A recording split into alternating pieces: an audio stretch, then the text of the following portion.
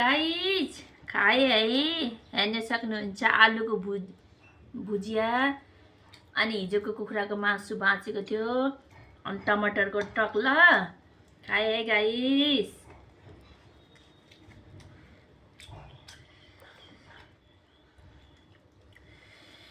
पहिला सुरुमा चाहिँ टमाटरको टकसँग खानु पर्यो है गाइज।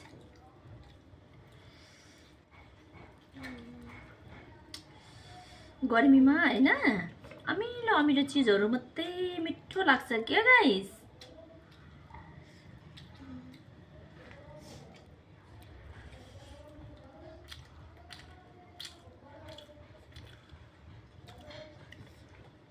अब मासु त्यति साह्रो मन पर्दैन गाइस किनकि गर्मी धेरै बढेछ कि खाली अमिलो पिरो टमाटरको टक त कस्तो दामी भएछ। आलुको भुजिया पनि खाएन मिठो रहेछ।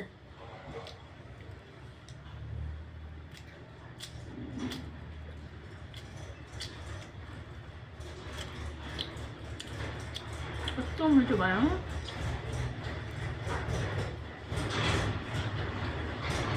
गर्मीमा यसरी भुइँमै बसिन्छ अनि खाइन्छ है गाइस। अब अमिलो गाउँको जस्तो मही भइदिएको झनै राम्रो हुने नि गाइस।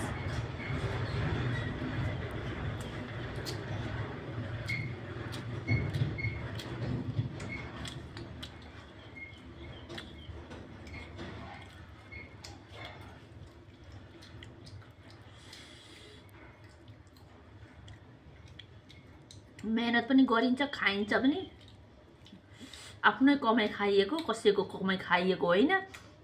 बालै फराएर चिस चिस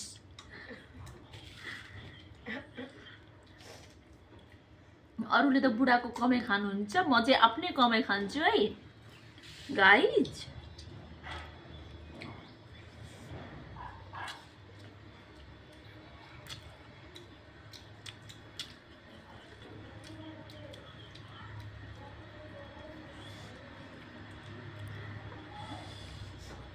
हिजोको मासु पनि खाए है गाइज।